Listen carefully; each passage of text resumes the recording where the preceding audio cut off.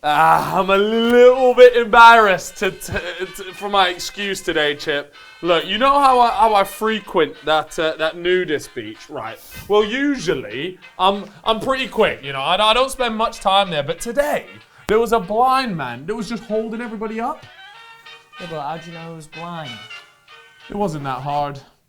Anyways, what we got on the menu today, Chip? Today we have a bit of a mysterious case. It's quite a different one, and it actually doesn't involve any murders, fortunately. Okay. Nope. It is a case that a mysterious group in Japan targeting Japanese industrial food companies from the 80s. But let me tell you, this is probably one of the most interesting cases that we've done. And not only that, but this is an unsolved case. And as we are going through it, we feel as though it has potential to be solvable. I think I've already solved it. Well, some potential at least for us to figure out new things and take this case a little bit further. So, absolutely. Let's get into the Glyco Morinaga case. A story of crime, corruption, and kidnapping. Someone is yet to see anyone behind the name. The bringer of demise to Japan's upper echelon, and how the people took power into their own hands. This is the story of the monster with 21 faces.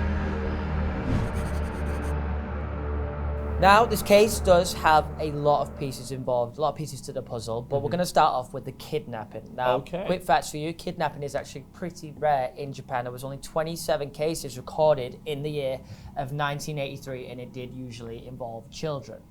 Wow, that doesn't surprise me though. I feel like in Japan, you just don't get that much crime. I feel like there is crime, but I feel like it's a better place than where we live. Yeah, that's fair. Yeah, anyway, this kidnapping actually involved the president of the company, sweets company in Japan, Izaki Glyco, that's the name of the company. President's name is Katsuhisa Izaki. We're gonna call him Izaki. We're gonna call him Mr. Izaki. By the way, this sweets company actually are the ones that made Pocky. And they are unbelievable. Nice. So so maybe you guys might have had some of them. Anyways, this is that company. Anyway, yeah, I had a lot of them back in my day. Man, crime. So, 18th of March, around 9 p.m., two masked men with a pistol entered the home of Izaki Glyco. The house next door to Izaki was actually belonged to his 70-year-old mother. So the criminals actually broke into her home first. Went after the mother. Never go after the mother. Went after the mother so they could get the keys to Izaki's home. Okay. Smart. It worked. I wonder why or how they knew that the mother's home would have the keys. That is a good point. Is that an inside connection? I mean, maybe that'll make sense later on in the story. It could just be a thing where that just like a normal thing for like the mother. Well, I guess it was next door. I guess you would assume the mum would have a key to the house. Yeah. Anyway, the men actually tied up his wife and his eldest daughter and locked them inside the bathroom. The wife actually offered the money. Obviously, they must be breaded. Yeah. And the kidnappers responded by saying, "Be quiet. Money is irrelevant." That is a bad man sentence. Yeah, it is. It's like, they ain't here for no bread. Yeah. But it kind of doesn't make sense later on. But yeah, because we'll get into that. Anyway, they left the other two children asleep and unharmed, which is nice of them. Yes. And then they found Izaki, who was actually taking a shower, and they abducted him naked and took him to a warehouse. I'm not going to lie, that is a massive fear of mine. Couldn't they just say, like, go on, just put sticks. White your Calvins on? Yeah. Like, come on. What is going on here? Does it have to be naked? But maybe they're trying to, make a mockery of him. That's true. They're not playing around. I'm not going to lie, I would feel a lot more uncomfortable being kidnapped naked than I would with the Calvins on. That is true. That's 100%, yeah. As you can imagine, off the back of that, 300 officers and 40 patrol cars were sent out to checkpoints to hunt for Izaki himself, right? Yeah, it's a big name, right? Yeah, it was big massive. Company. Now, they also told the news and media outlets, do not report on this abduction. Okay. Do not say anything. Because the last thing they want to do is raise super awareness here, start scaring people that this is like a big thing that's happening. They wanted to keep it on the low and try and suppress the news. Only 3 hours after the kidnapping, a company executive in Takatsuki, which is just a city in Japan, right? He was called and he was directed to a ransom note in a public telephone box. Now, this is what me and Chip were saying earlier about we don't really understand the money part, because in this ransom note, they demanded 1 billion yen, right? Which is roughly, at the time, $4.5 million. And not only that, but they also wanted 100 kilograms of gold, which is a fair bit as well. And it also warned the family to not notify the police. Now, to be fair, at this point, it's too late, man. We already had 300 officers and 40 patrol cars, okay? And yeah, but that's what we were saying. To begin with, they were like, oh, money's not irrelevant. They're just doing this to make a point. Yet the ransom note was all about money, wasn't it? Gold That's what I don't and understand. cash. So that was a little bit weird. Anyways, there is good news. Right? 3 days later, on the 21st of March, Izaki managed to escape the warehouse. But, of course, as you guys can see, the video doesn't end there, right? This was just the beginning of what this group were gonna do. While we're on the topic of food companies, right? We've got a drinks company for you, and it is Beer 52, our good friends over there. Now, Chip, we've said it before, we'll say it again. This is arguably one of the best presents you can get at Christmas. I'm not joking, because if you know anybody that is really into their beer, this is such an obvious Christmas gift you can get for them. And what it is they are offering 10 free beers, right? All you have to do is cover the postage, which is £5.95. Do the math, you'll very quickly realize that those 10 free beers you are getting for an absolute bargain. Now, all you have to do is go to beer52.com/crime. What is it, Chip? beer52.com/crime. Pay your postage to claim your free case, right?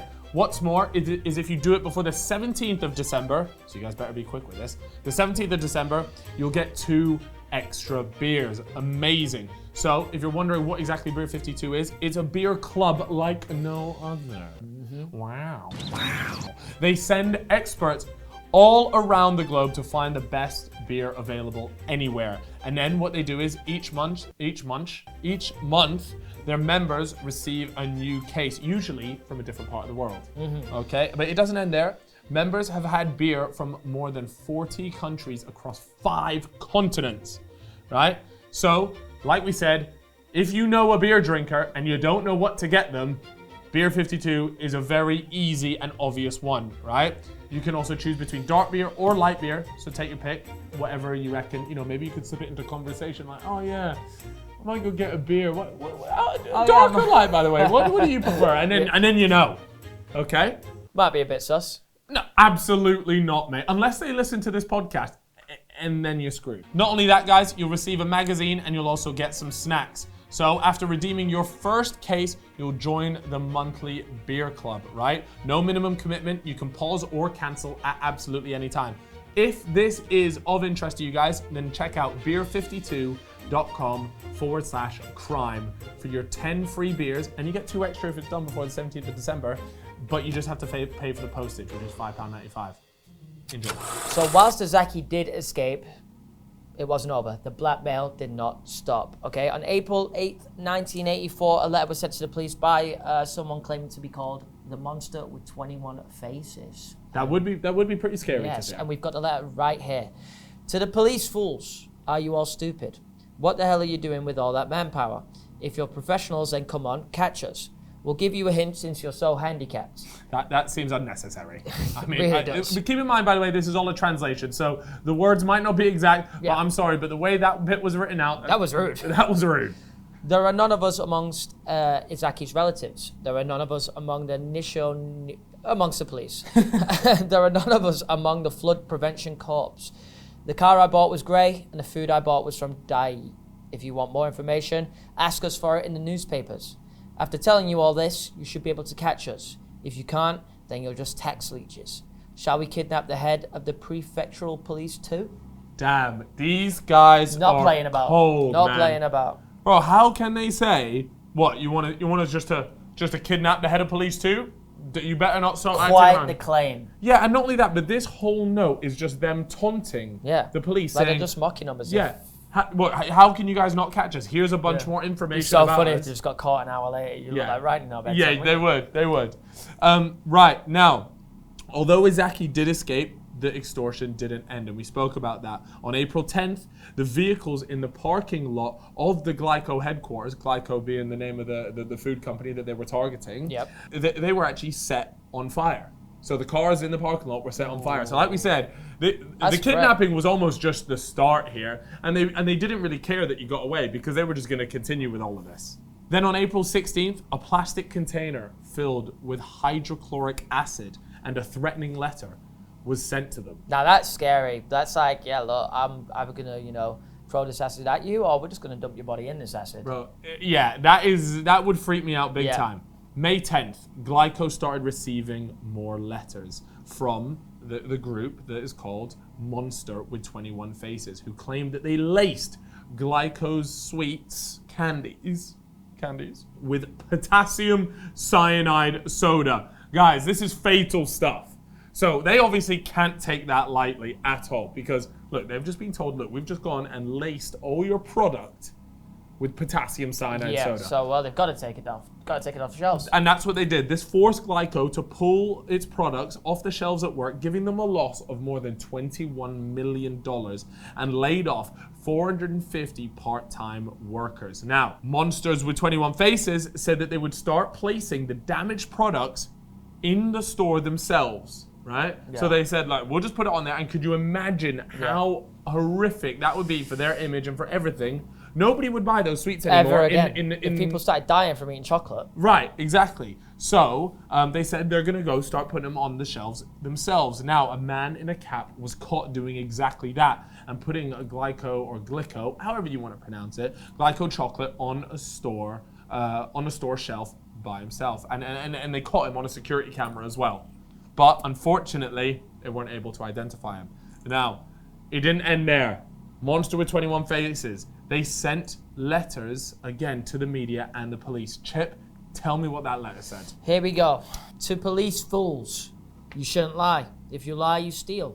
I also sent this to the Koshian police. Why are you lying? Don't hide things. Why are you complaining? You guys are having such a hard time, so I will give you a hint. I entered the factory from the side staff entrance. The typewriter we use is Pan Writer. The plastic container used was a piece of street garbage. Monster with 21 Faces.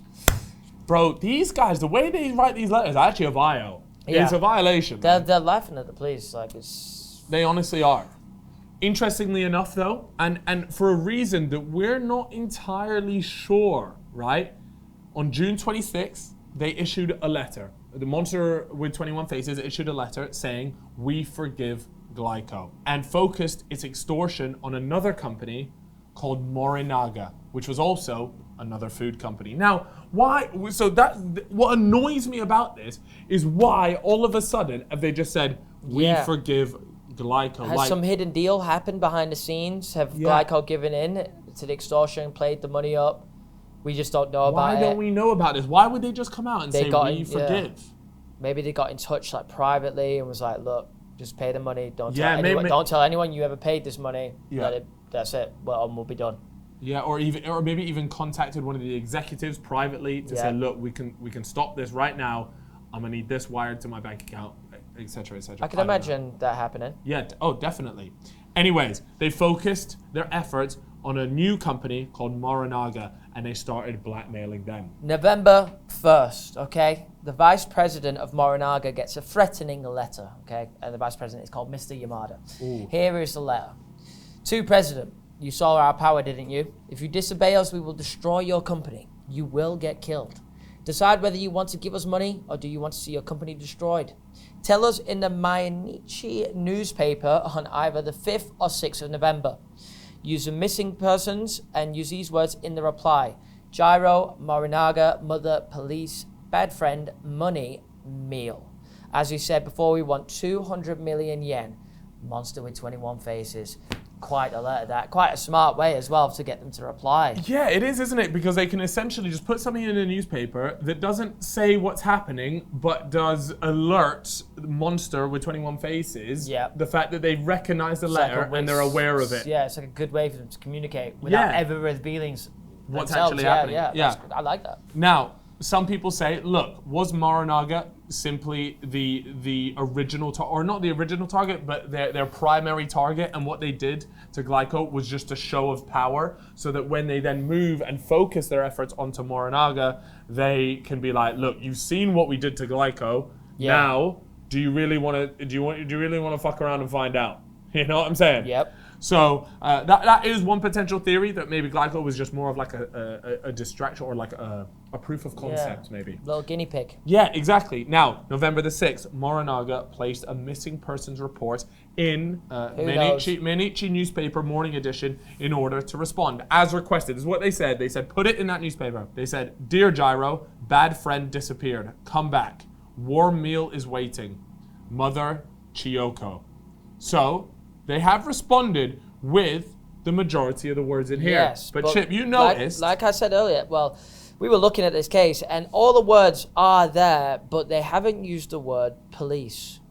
Yeah. So, which, you know, could have some repercussions, because on November 7th, 1984, the company's food products actually got poisoned, and they were forced to reduce the company's production by 90%. Well, literally... Was that because they missed one word? I feel like... Well, they missed two words. That would be harsh. It was police and money. So those were the two in there. Yeah. Now, they told them to use those words, right? And like you said, is this their way? Because it was literally the next day. Mm-hmm. So it was in the newspaper on the November the 6th. Yeah. November the 7th, Morinaga food products were poisoned, and they were forced to reduce its current production by 90%. Yeah. That is massive. So I can't imagine that they got any money out of them. No.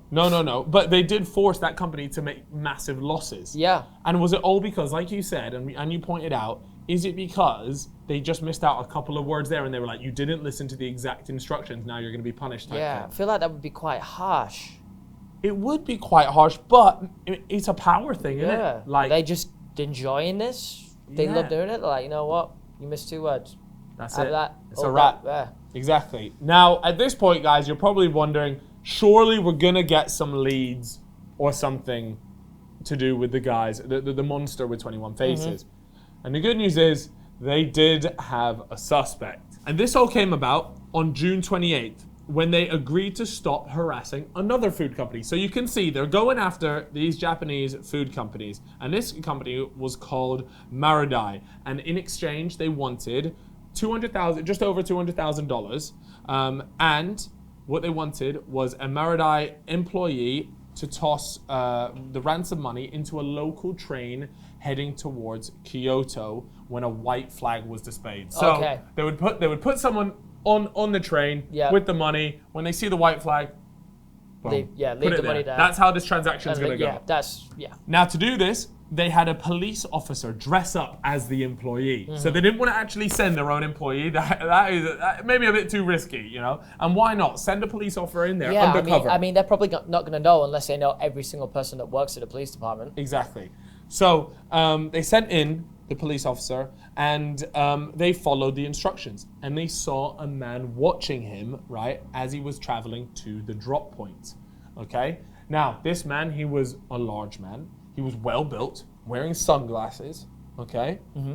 And not only that, but they said he had his hair cut short and he had the eyes of a fox. Ooh. This man, well, first of all... How could they tell? Because he's got sunglasses I was literally going to say, was the guy just doing like this the whole time? Does he pop the lenses out? Yeah.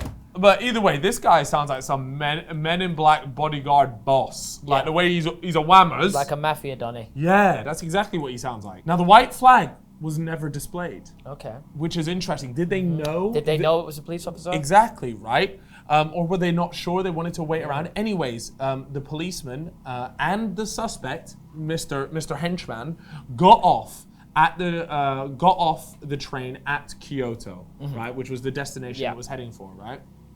Now, the officers sat around on the bench and then just decided, right, well, nothing's happening. I don't see any white flag, none of that. I'm just going to jump back on a train and head to where I came from. Yep.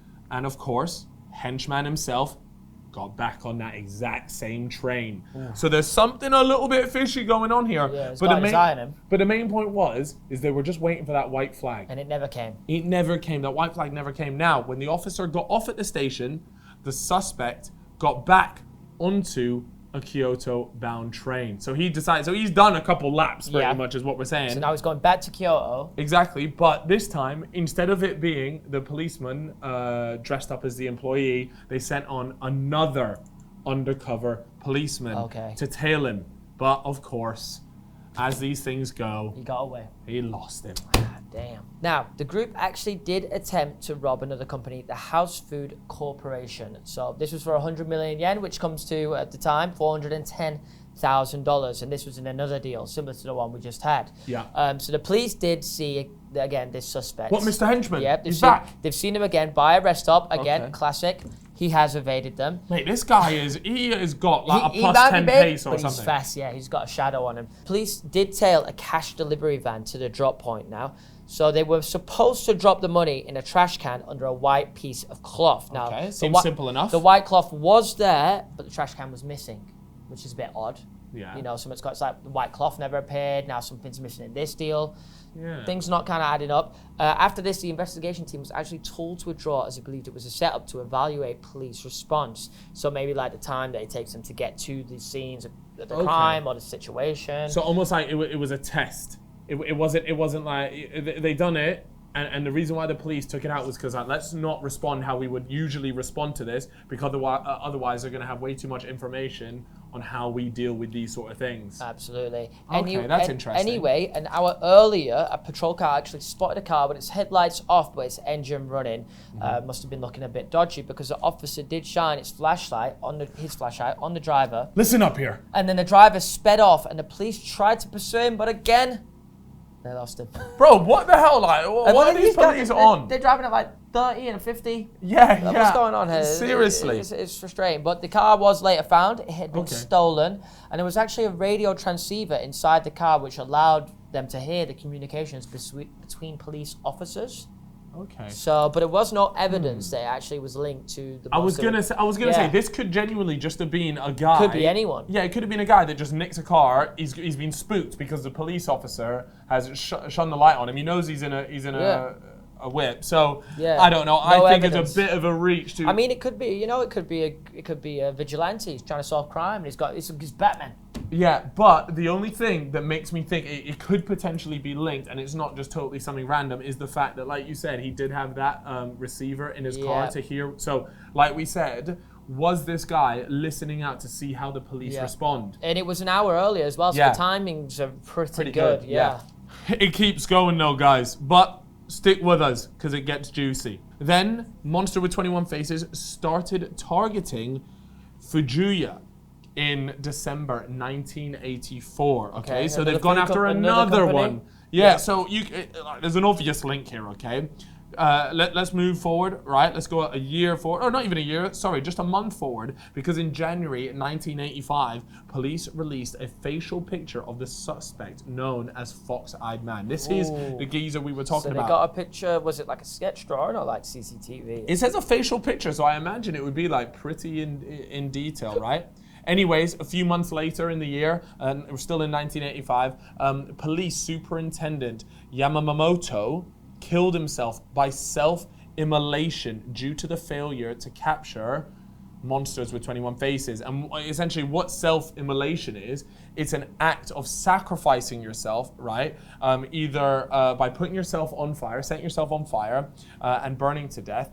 And it tends to be typically used as like a political statement or religious reasons. Now, it's often done as a form of non-violent protest or in acts of martyrdom. Yeah. So what that means is this guy has essentially said, because he's failed to capture this group, they were just taunting and taking the piss out of the police. Yeah. He's killed himself. That's crazy. I mean, it's not like they actually killed, people weren't dying. Yeah, companies were losing money and there was a couple of kidnappings and whatnot, but it wasn't like lives were being lost. He was the first life to be lost. And he did it to himself. Now, 5 days later, once this word got around, the last message to the media was sent, and I'll read that out. Yamamoto of Shiga Prefecture Police died. How stupid of him. We've got no friends or secret hiding place in Shiga. It's Yoshino or Shikata who should have died. Now, me and Chip think that they were 2 other police officers that they believe maybe should have within died. that department. Yeah, exactly. What have they been doing for as long as 1 year and 5 months? Don't let bad guys like us get away with it. There are many more fools who want to copy us. No career Yamamoto died like a man. So we decided to give our condolence. We decided to forget about torturing food-making companies. If anyone blackmails any of the food-making companies, it's not us, but someone copying us. We are bad guys. That means we've got more to do other than bullying companies. It's fun to lead a bad man's life.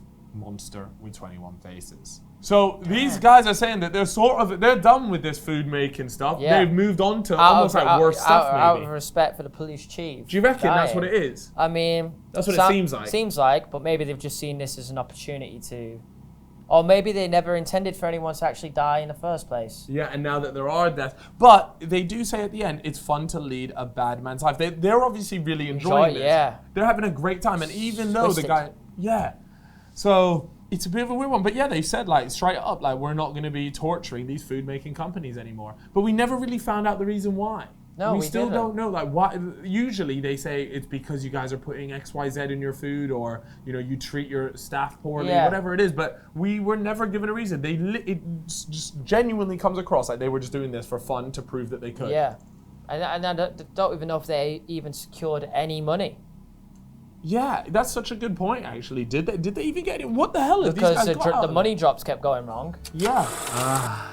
You thought because this was the Mysteries channel, you weren't gonna get a Manscaped ad. Now, fellas, if you guys are listening out there, Felitas, you can still appreciate the ad read because let me tell you, our ad reads are some of the best in the business. Best in the game, man. Best baby. So. Listen, baby. just let me do it, Chip, right? Manscaped is all about grooming the downstairs, right? And they have their best-selling product, which is the Performance Package 4.0, right? And this is at the top of every man's wish list. It's very true, it is, but I've already got one, but it would be. Yeah, well, they've got the 4.0 package, so if you guys are interested in that, then you can enjoy that. Now, these are the best picks for the Manscaped Surefire Win stocking stuffers. So you need something to put in the stockings. Maybe you just want small presents. Maybe you don't want to spend too much on presents. This is the one for you guys.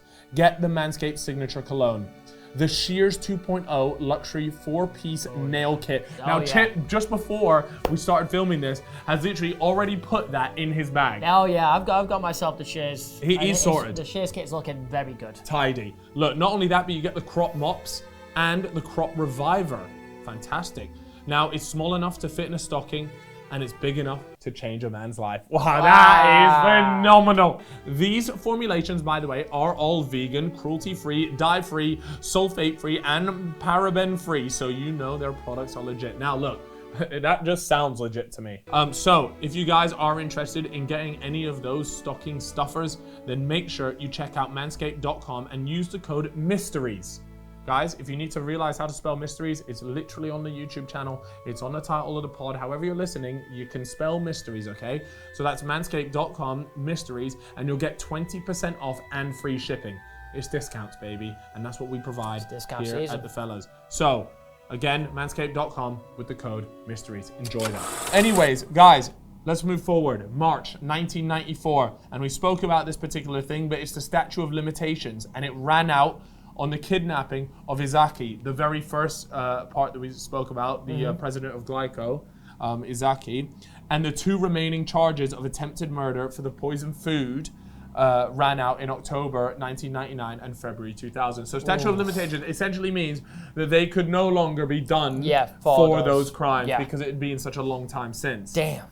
And wow, that is, so now you would almost think that someone would come forward and go, it was me all along. Here's my book. Here's my movie. This is how I did it. But that. I mean, it's still risky. Surely something could happen where you're like, oh, surely the government like, psych. Yeah, no, we actually gonna pay for this. Yeah. You know, maybe a couple of minor crimes that happened in between. For sure. Yeah, for sure. We can go on to now the main suspect. Okay. After the facial composite that you spoke about, after that was released, the Tokyo Metropolitan Police identified him as a man called, and I could butcher his name, Manabu Miyazaki. And now he was suspected of issuing a tape in 1976, declaring support of a local union, which at the time was in a labor dispute with Glyco, the initial company we spoke about where the president got kidnapped. Yeah. And this had similarities with the declarations of Monster with 21 Faces. Right. So nothing too crazy. Just but a little would give the motive. A little connection. Motive. Yeah, I guess a motive could be, maybe he's a disgruntled employee, they believed, and that's why they were in this labor dispute with the union. Yeah. Something like that could have gone on. But it doesn't seem bad enough. Do you know what I mean? It doesn't seem... Yeah, it doesn't. There was a dispute, like a labor dispute. Yeah, it's nothing crazy, is it? But unless he knew something behind the scenes. Sure. Anyway, we've got a quote here. There have been numerous whistleblowing incidents between 1975 and 1976 that were also attributed to Miyazaki, which highlighted Glyco's dumping of starches and other industrial waste into the local river and drainage system. Was this a man being a hero? Did he feel like he was doing the right thing here? I don't know. It doesn't sound from what we've read in these letters and stuff like that, it's not like they were there like, if you don't stop the dumping into the local river, then this will continue to happen. Or there was none of that. It was the money they were after. So that is still not the connection. This is not doing it for me so far. We've got a little bit more. He was also suspected to have been involved with the resignation of a union leader over accounting irregularities when Glyco Ham and Glyco Nutritional Foods merged. Again, like you said, does someone get kidnapped over this? Well, that's the thing. So this one's a little bit different because accounting irregularities, essentially he's saying that there's money involved now at least. Yep. And not only that, but it sounds like something sus was going on somewhere. But again, I agree with you. But I don't think it's enough. This final piece of information here is a little bit better. Okay. Could make things seem a little bit more ooh. Okay. In addition, his father was the boss of a local Yakuza group, which is, of course, Japanese mafia. And Miyazaki himself bore striking resemblance to the fox-eyed man. So he does look like the bloke. He looks like the guy in the facial composite that was released.